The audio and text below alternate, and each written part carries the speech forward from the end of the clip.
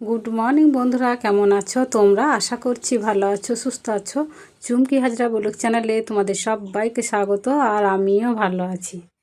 সকালবেলায় বাসি কাজকর্ম সব সেরে স্নান সেরে এখন শাক বাছছি। তো সবজি আইলার এসেছিলো ভ্যানে করে, দিয়ে শিশনি শাক নিয়ে এসেছিলো। অনেক দিন পর শিশনি শাক পেলাম দেখতে, দিয়ে নিলাম। আর এই শাক বাছতে অনেক টাইম লাগে। একা একা তো টাইম লাগেই, দুজন হলে খুব ভালো হয় আর কি। তো দুজন আর কোথায় পাবো, সে একা একাই বাছছি বসে বসে। আর এখন রান্না করার সময় হয়নি গো। তো সেই জন্য শাক বেছে নিই, দিয়ে তারপরে রান্না বসাবো। আর গ্যাসে রান্না করলে তো তাড়াতাড়ি হয়ে যাবে, 1 ঘন্টার মধ্যে রান্না হয়ে যাবে। দুদিকে বসিয়ে দিলে রান্না হতে কতক্ষণ লাগে, তাই না? উনুনে তো আর নয়।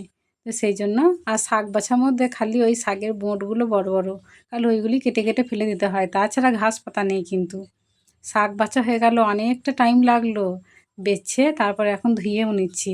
সজলধারা কলের জলটা এখনও রয়েছে, তো সেই জন্য আগে করে ধুয়ে নিই, তারপরে বালতিটা আবার ভালো জল ভরে রাখা হবে। সজলধারা কলের জলে কোনো ভরসা নেই, এই আছে এই নেই। কোনো দিন দেয়, আবার কোনো দিন দেয় না। কালকে তো খুব অসুবিধায় পড়েছিলাম, আজকে তবুও তো যাই হোক এসেছে, কাজগুলো তো হচ্ছে। রান্না করার আগে সব কিছু গুছিয়ে নিয়ে বসলে না, তাড়াতাড়ি রান্নাটা হয়ে যায়, বিশেষ করে একা হাতে। নুনের কৌটোতে নুন ফুরিয়ে গেলে কৌটোটা ভালো করে ধুয়ে মুছে তবেই আমি আবার নতুন করে নুন ভরি, যখনই নুন শেষ হয়ে যায় না কেন। আর এখন মশলাটা করে নিলাম একদম লাল লাল ঝাল ঝাল করে। সকাল থেকেই তো খালি উঠে ভাবতে হয় কী রান্না করব। দিয়ে আজকে একটু মাংস নিয়েছি, মাছ আর নিইনি গো। সিলভার মাছ এসেছিলো, তো ওই মাছ আর নিইনি গো। আমার ছেলেটা খেতে ভালোবাসে না, তাই আমি যাই হোক দিয়েই খেতে পারবো, কিন্তু ছেলেটার জন্যই একটু অসুবিধা। ও একটু মাছ মাংস ডিম এইসব পছন্দ করে। সব ছেলেরাই ওই সব দিয়ে খেতে ভালোবাসে, শুধু আমার ছেলের কথাটাই বলছি কেন। তাই বলে কি আর রোজ রোজ করি না? রোজ রোজ হয় না, আমাদের সাধ্য আছে যে রোজ রোজ মাছ মাংস করার। তো বেশিরভাগ আর কি করার চেষ্টা করি। তো শাক সবজি এইসব খেতে চায় না বলে সবজি টবজি আমি কমই কিনি। শাক ভাজা হয়ে গেল, আর এখন মাংস আলু ভালো করে মশলা দিয়ে কষিয়ে নেবো, দিয়ে আর কি ওই রসা রসা করাই হবে, ঝাল ঝাল করা। তো বন্ধুরা, তোমাদেরকে অনুরোধ করব আমার পাশে থাকার জন্য। যদি নতুন হয়ে থাকো চ্যানেলটি সাবস্ক্রাইব করে দিও, লাইক কমেন্ট করো। আর যারা পুরনো বন্ধু হয়ে আমার পাশে আছো তাদেরকে তো অসংখ্য অসংখ্য ধন্যবাদ। এইভাবেই পাশে থেকো। তো অনেকক্ষণ ধরে কষানোর পর জল ঢেলে দিলাম। তো বেশি আর কি ঝোল ঝোল করবো না, একদম রসা রসা করবো। আর পাতলা পাতলা করেই করবো তরকারিটা, কেননা প্রচণ্ড তো রোদ গরম এখন। তো সেই জন্য রিচ করে খেলে শরীর খারাপ করবে। তো রান্না হয়ে গেছে, আর এখন কলে জলটা পড়ছিল, সেই জন্য রান্নার একটু বাসনগুলো সব ধুয়ে নিয়ে এলাম। আজকে আমাদের এখানে রেশন দিয়েছে। আমাদের এখানে রেশন দিতে একটু দেরিই হয়।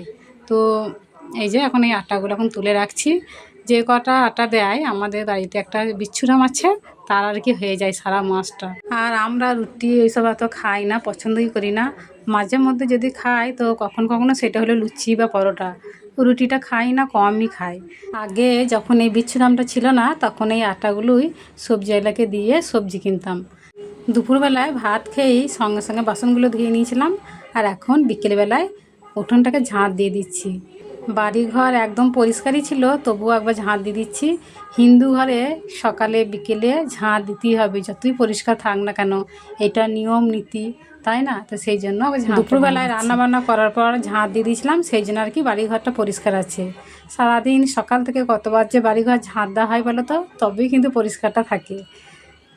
বাড়িতে যতগুলো মানুষ ততগুলো সবাই যদি পরিষ্কার হয় না, তাহলে দেখবে বাড়িটা সবসময় পরিষ্কার থাকে। আর 5 জনা নোংরা আর 1 জনা পরিষ্কার থাকলে সে কখনই পরিষ্কার করে শেষ করতে পারবে না, সে আলা হয়ে যাবে। উঠোনটা ঝাঁট দেওয়া হলো, এবার বিছুরামের ঘরটা ঝাঁট দিয়ে দেবো। দিয়ে হাত মুখ ধুয়ে চুলটা আঁচড়ে নেবো, তাহলেই হবে। দিয়ে একটু বসবো। এখন আবার তাড়াতাড়ি করে সন্ধ্যা হয়ে যাচ্ছে, বেলাটা খুব ছোট হয়ে গেছে বলো। এই ছোটো হতে হতে আসছে আর কি, এরপরে যে আরও কত ছোটোবেলা হয়ে যাবে। আর তখন কাজ করতে যে এত কষ্ট হবে, কাজ করে শেষ করতে পারা যাবে না, অথচ বেলাটা তাড়াতাড়ি শেষ হয়ে যাবে। দেখো রেশনে আটাগুলো পেয়েছে, তো সঙ্গে সঙ্গে আমার শাশুড়ি রুটি করতে লেগে গেছে। ও আর কি রুটি খায় মাঝে মাঝে, মানে রাত্রে ভাত খায় না তো। তো সেই জন্য মাঝে মাঝেই রুটি খায়, মুড়ি খায়, রাত্রে কোনো দিনও ভাত খায় না। দিয়ে বেলা থাকতে আর কি করে নিচ্ছে। রাত্রেবেলায় কোনো কাজই করতে ভালো লাগে না, বিশেষ করে যারা করে না আর কি, অভ্যাস নেই। আর আমাদের তো রাত্রে রান্না বান্না হয়ই না, তো সেই জন্য আর কি রাত্রে আমাদেরকে কোনো কাজ করতে ভালোই লাগে না। তো বন্ধুরা, আজকের ভিডিওটা এই পর্যন্তই। দেখা হচ্ছে আগামী পর্বে। সবাই সুস্থ থাকো, ভালো থাকো, টাটা।